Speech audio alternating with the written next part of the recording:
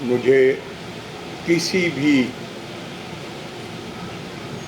शैक्षणिक संस्था या कोई भी ऐसा काम जिसके ज़रिए शिक्षा का संवर्धन होता हो, प्रोत्साहन होता हो, ऐसे किसी भी कार्यक्रम में शामिल होकर वो हमेशा बहुत खुशी होती है।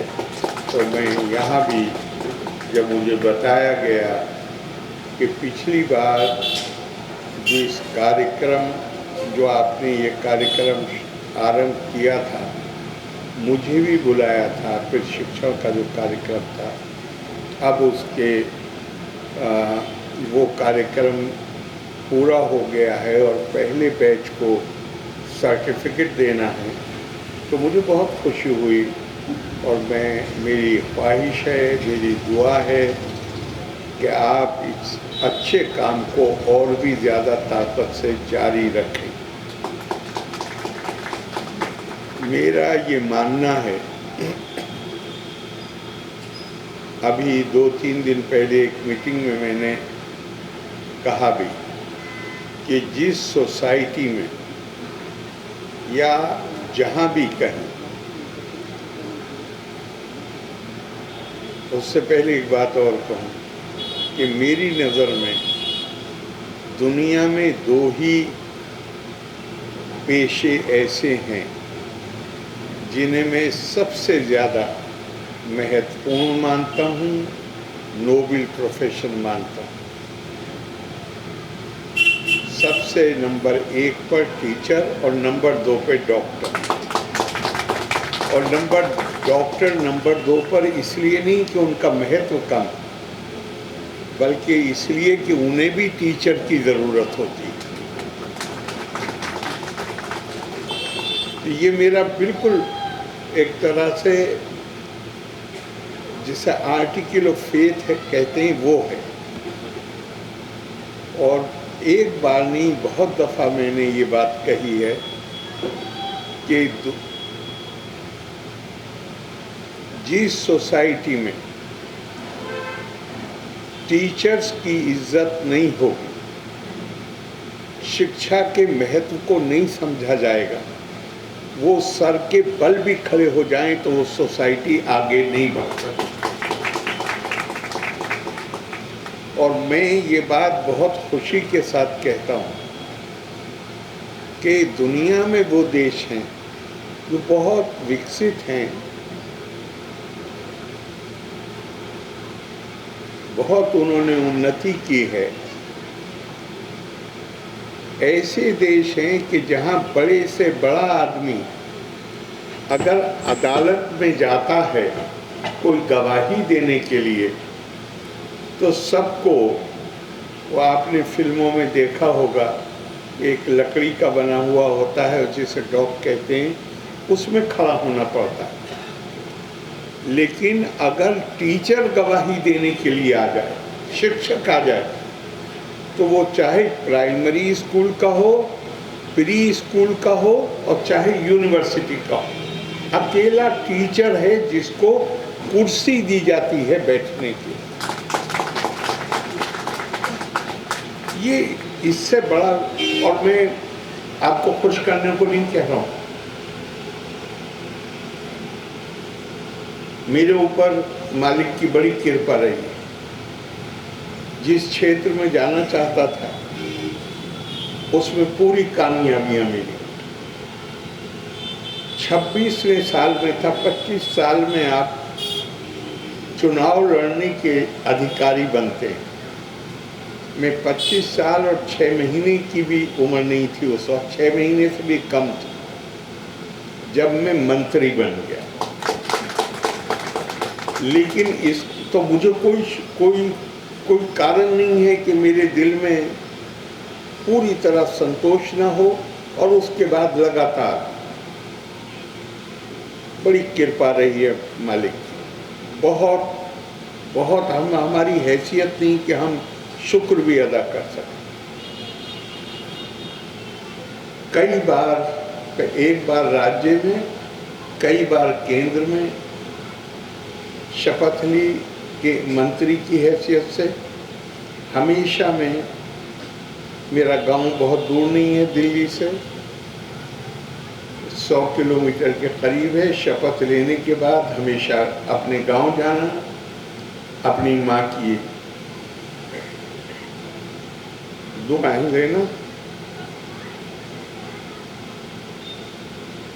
माँ बाप की, और उसके बाद मैं सीधा जाता था। हालांकि मैं गांव में नहीं पढ़ा हूँ स्कूल में, लेकिन छुट्टियों में आता था तो पूरन चंद शास्त्री जी हमें हिंदी पढ़ाते थे। माँ से मिलने के बाद सीधा पूरन चंद शास्त्री जी के घर जाता था उनके पैर छूने के लिए, और उनकी दुआएं और उनकी बीवी की दुआएं उसी तरह थी जैसे माँ बाप की दुआएं।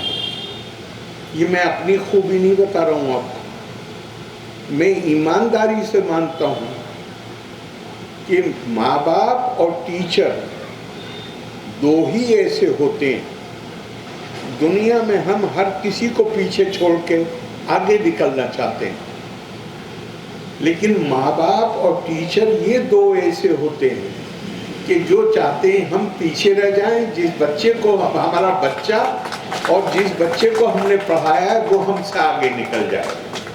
केवल ये दो हैं और कोई नहीं है दुनिया। और क्या खूबसूरत हमारे यहाँ कहा गया है भारत में, हमारी किसी हमारे उपनिषद में है, सर्वत्रं जयेत इच्छेत, पुत्रात् शिष्यात् इच्छेत पराजयम्। दुनिया में इंसान हर जगह कामयाबी हासिल कर, आगे सबसे आगे, अब जो भी उसका क्षेत्र है उसमें वो दुनिया में सबसे आगे जाना चाहता है। लेकिन जब अपनी औलाद का मामला आता है और अपने पढ़ाए हुए बच्चे का मामला आता है तो इंसान चाहता है कि मैं पीछे रह जाऊं और ये मुझसे आगे निकल जाए। आपके काम का ये महत्व है। मैं कहता हूं दुनिया में कोई तरीका ही नहीं है, कोई तरीका नहीं है कि जिससे हम अपने माँ बाप के ने जो हमारे साथ किया है और हमारे टीचर्स ने, हमारे गुरुओं ने जो हमारे बेहतरी के लिए जो काम किया है, हम कभी उस कर्जे को अदा कर सकें, ये संभव ही नहीं। हाँ, ये है कि उसका एहसास करना चाहिए और उनके तई दिल में ये एहसास अपने आप में बना रहना चाहिए कि हम जो कुछ भी हैं वो उनकी दुआओं का नतीजा है, उनकी मेहनत का नतीजा है। एक ग्रीक फिलोसफर, यूनान का फिलोसफर, उसने बड़ी अच्छी बात कही। उसने क्या है कि मुझे कोई भी बच्चा दे दो 7 साल के लिए, और फिर वो बच्चा चाहे संत के हाथों में चला जाए और चाहे शैतान के हाथों में चला जाए, वो उसका कुछ भी नहीं बिगाड़ पाएंगे। इसलिए 7 से लेके 15-16 साल की उम्र इम्प्रेशनेबल एज होती है। आप जो सिखाते हैं बच्चे को, मैंने अपने घर में देखा है, खुद अपना तो इसलिए नहीं याद है कि मैं हॉस्टल में था बहुत कम उम्री से, 5.5 साल से, लेकिन अपने बच्चों को देखा है कि वो कुछ घर में बात कहते हैं और उनको बताया जाए कि नहीं ये ऐसा नहीं है, ऐसा, कहते नहीं हमारे टीचर ने ऐसा बताया। अब जो टीचर ने कहा है वो भले ही किसी गलतफहमी से उनकी समझ में ना आया हो या टीचर को जानकारी ना रही, वो बता दिया। आप लाख कोशिश करिए उनको बताने की कि नहीं ऐसा नहीं बेटा, ऐसा है, नहीं हमारी टीचर ने बताया। ये महत्व है टीचर। और हमारे यहाँ ये और बात समझिए कि आप सिर्फ इतना नहीं है कि आपने ट्रेनिंग दी और ये सामने बैठी हुई, नाम क्या बताया आपने जिन्हें जीज हैं, सविता जी, आपको दिल्ली में नौकरी मिल गई या किसको कहीं और मिल गई, सिर्फ नौकरी का नौकरी दिलाना भी शिक्षा की जिम्मेदारी। अर्थ करी चा विद्या, विद्या प्राप्ति के उद्देश्यों में एक उद्देश्य ये भी है कि हम सही तरीके से अपनी जीविका कमा सकें। उसका महत्व मैं कम नहीं कर रहा हूँ, लेकिन उससे बड़ा कुछ और भी उद्देश्य, उससे बड़ा उद्देश्य होता है ये हमारी शिक्षा संस्थाएं, हमारे शिक्षक, हमारे टीचर्स, ये जिम्मेदारी उनके ऊपर होती है कि वो हमारी संस्कृति, हमारी तहजीब को आने वाली नस्लों को में ट्रांसफ़र करने के लिए का जो माध्यम है वो तो अपनी संस्कृति की समझ पैदा करना भी ज़रूरी है। इससे कि हमारा सिर्फ इतना नहीं है कि हमने उनको साक्षर बना दिया बच्चों को, बल्कि हमारे आदर्श, हमारे राष्ट्रीय आदर्श क्या हैं, हमारे सांस्कृतिक मूल्य क्या हैं, उनको बच्चों में उनकी समझ पैदा करना। आत्म संस्कृतिर वावा शिल्पानी, आप बिल्कुल उस क्या कहेंगे पॉटर, जो जो जो बर्तन बनाता है, क्या कहते हैं, कुम्हार, आपकी वो भूमिका भी आपको उसी की तरह उनको एक आकृति देनी है, उनको संस्कार देने हैं, उनका एक मानस बनाना। ध्यान रखिएगा कि और बहुत बहुत देखिए हमारी संस्कृति 5000 साल से भी ज़्यादा पुरानी, और इस संस्कृति को पता नहीं पहले मैंने कहा बताया नहीं बताया, ये दुनिया की अकेली संस्कृति है जिसको ज्ञान की संस्कृति कहा गया। अरब जो इतिहासकार हैं उन्हें अगर आप पढ़ें तो 9वीं और 10वीं शताब्दी में अभी यूरोप में तो लोग अभी उनके यहाँ प्रगति का जो युग है वो शुरू नहीं हुआ था। बगदाद दुनिया का बौद्धिक केंद्र बना हुआ था 8वीं, 9वीं, 10वीं, 11वीं, 12वीं शताब्दी तक। लेकिन 10वीं शताब्दी से यूरोप का रिनेसां पुनर्जागरण शुरू हुआ 10वीं शताब्दी। 9वीं और 10वीं शताब्दी में अरब इतिहासकार जब यूरोप में लोग रोम और ग्रीस को अगर छोड़ दीजिए तो पहाड़ों की खोह में घर बनाते थे। उस वक्त जो उन्होंने इतिहास लिखा है, जो 9, 10, 11, 12 खंडों में, चाहे तबरी हो, चाहे इब्ने असीर हो, इब्ने कसीर हो, इब्ने रुश्द हो, तो उनके पहला खंड जो है उसका पहला चैप्टर, उसमें जैसे प्रस्तावना होती है किसी किताब की, उन्होंने इतिहास के बारे में एक लंबा लेख है, उसमें वो दुनिया के इतिहास के बारे में, उसमें वो कहते हैं कि दुनिया में केवल 5 सभ्यताएं या संस्कृतियां हैं बड़ी, बाकी देश तो उसके एक को या दूसरे के अनुयायी हैं। और कहते हैं ईरान की सभ्यता अपने वैभव के लिए, शान शौकत के लिए जानी जाती है। चीन अपने कौशल, हुनरमंदी के लिए जाना जाता है। रोमन्स अपनी खूबसूरती के लिए और महिलाओं के प्रति उदारता के लिए जाने जाते हैं। तुर्क अपनी बहादुरी के लिए जाने जाते हैं। और मेरे शब्द नहीं है, ये तबरी के शब्द हैं, जो पहला इतिहासकार, वो कहता है हिंदुस्तानी तहजीब अकेली तहजीब है जो इल्म और हिकमत, ज्ञान और प्रज्ञा के संवर्धन के लिए जानी जाती है। मेरा ये मानना है कि जिस तरह हर व्यक्ति के अंदर कोई खूबी होती है, इसी तरह हर समाज और देश के अंदर खूबी होती है। भारत की जो खूबी है, जीनियस है, वो नॉलेज है, ज्ञान है, प्रज्ञा है। यही हमारा बुरा हाल इसलिए हुआ कि हमने ज्ञान की तरफ से हम विमुख हुए। अब अगर हमें, जैसा हमारे प्रधानमंत्री जी कहते हैं, 2047 तक विकसित बनना है, हमें आगे बढ़ना है, तो वो हम किसी और माध्यम से नहीं बन सकते। हमारे लोगों की विशेषता ज्ञान है, और इस हद तक है ज्ञान कि हमारे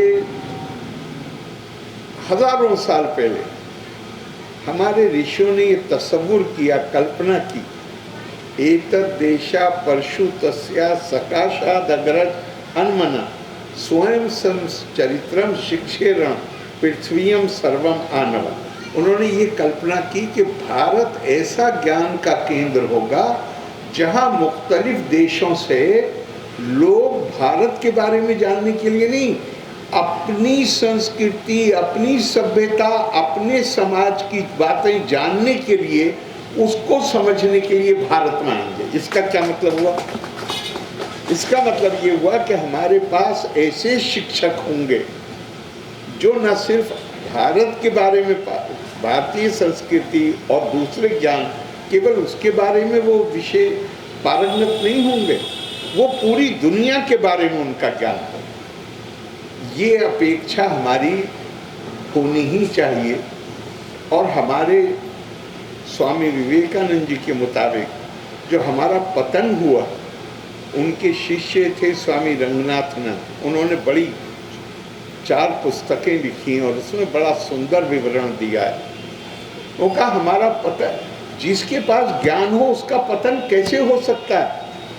हमारा हुआ। इतने साल तक हम गुलाम रहे, तो उनका पतन का कारण ये था कि हमने ज्ञान अर्जन की प्रक्रिया को तो बंद नहीं किया, लेकिन हमने ज्ञान को दूसरों के साथ साझा करना बंद कर दिया, बल्कि दरवाजे बंद कर दिए ज्ञान के। और उन्होंने श्रीमद् भागवत से एक लाइन कोट की है, सरस्वती ज्ञान खल्व यथा सती। जो कोई भी ज्ञानी महिला या पुरुष अपने ज्ञान को अपने अंदर बंदी बना के रखते हैं, वो उस माँ सरस्वती के उपासक नहीं बल्कि खलनायक। उन्होंने कहा इस कारण हमारा पतन हुआ।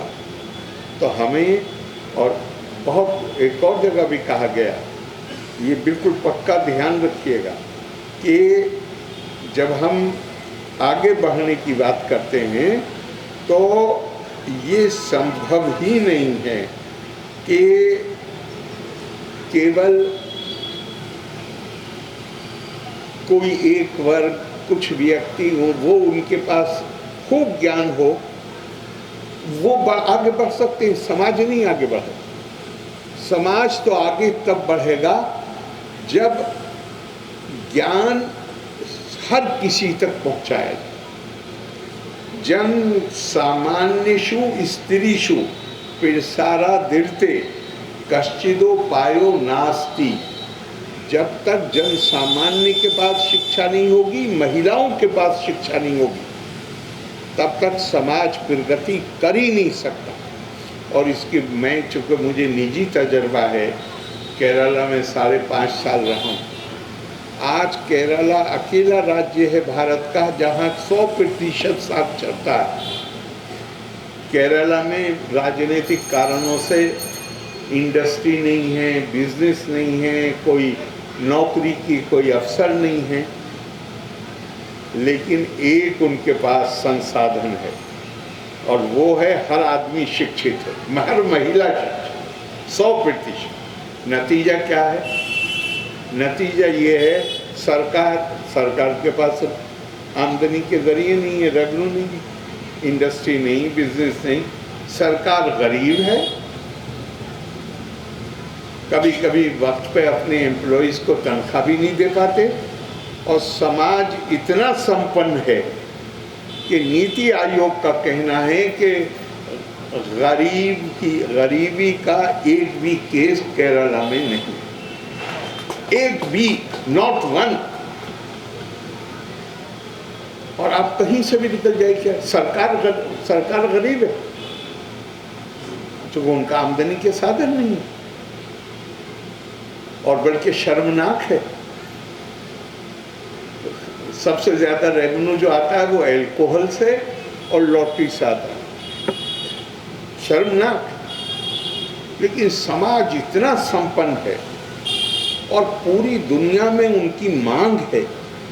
मुझसे vice chancellor Kerala health university ने कहा कि सर, मेरे पास भी जो लोग दिल्ली से फ़ोन करते थे, अरे भाई इतनी नर्सों का इंतज़ाम करवा दीजिए। मैं उनको बुला कहता उनका, सर एक साल में उतनी डिमांड है, उतनी नर्सें हम 10 साल में पैदा नहीं कर सकते। सारे संसाधन लगा दें तो भी नहीं 10 साल में इतनी नर्सों को हम पैदा कर सकते। काहे के सहारे? शिक्षा के साथ।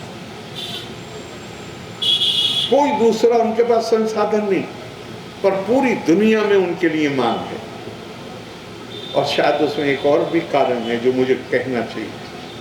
डॉक्टर राधाकृष्णन, हमारे पूर्व राष्ट्रपति, हमेशा कहते थे कि अगर आप सभ्य जीवन जीना चाहते हैं तो अपने अंदर करुणा का भाव विकसित करिए, रहम दिली होनी चाहिए इंसान के अंदर, दूसरे के की पीड़ा को देखकर पीड़ा पैदा होनी चाहिए। और फिर आगे उन्होंने कहा कि ये करुणा का भाव महिलाओं में नैसर्गिक तौर पर आता है, पुरुषों को इसके लिए सचेत प्रयास करने चाहिए।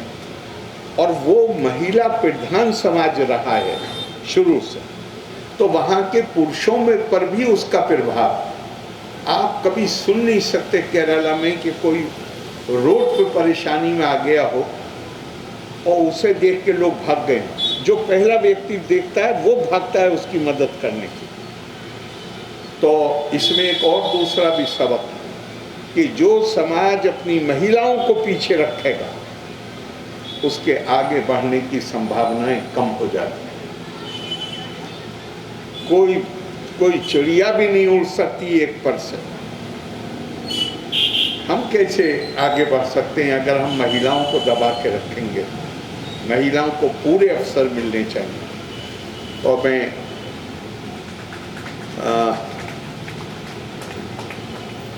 हमारे यहाँ कहा गया है, इसी संदर्भ में बता रहा हूँ, कहा गया, देखिए बच्चा पैदा होता है 2, 3, 4 साल की उम्र तक, और आजकल बड़े मज़ेदार YouTube पर बड़े मज़ेदार क्लिप्स हैं डॉक्टर साहब, जहाँ माँ की गोद में बच्चा है, बाप पास आने की कोशिश करता है तो बाप के मुंह पे हाथ रखकर और पीछे धकेलता है। बहुत सारे आपने देखे होंगे YouTube पे। उसकी संवेदना, उसकी करुणा, वो सिर्फ माँ को पहचानता है उस उम्र तक। फिर वो बाप को पहचानना शुरू करता है, भाई बहनों को पहचानता है। उसकी संवेदना का जो दायरा है वो बढ़ना शुरू होता है। तो अब हमारे भारत में क्या कहा गया शिक्षा को? तद्वितीय जन्म। ये दूसरा जन्म है। ये दूसरा जन्म कैसे है? परिवार में तो उसने माँ से लेके परिवार तक या रिश्तेदारों तक या समाज तक अपनी संवेदनशीलता या करुणा महसूस करी। शिक्षक का और शिक्षण संस्था का काम है कि उसकी करुणा को विस्तार दे, और वो जो डॉक्टर साहब ने कहा वसुदेव कुटुंबकम, पूरी दुनिया हमारा परिवार, उस करुणा के भाव को विस्तार दिया जाए। वो टीचर्स का काम है कि टीचर्स बच्चे के अंदर वो चीज़ पैदा करें। और एक दो मिसाल मैं आपको इस्लामी रिवायत से भी देना चाहूँगा। हुजूर सल्लल्लाहु अलैहि वसल्लम ने फरमाया, उस ज़माने में जब अमेरिका, ये दुनिया को पता नहीं था कि अमेरिका भी कोई जगह है, तो कहा उतलुबुल इल्मा लौकाना बिस्सीन,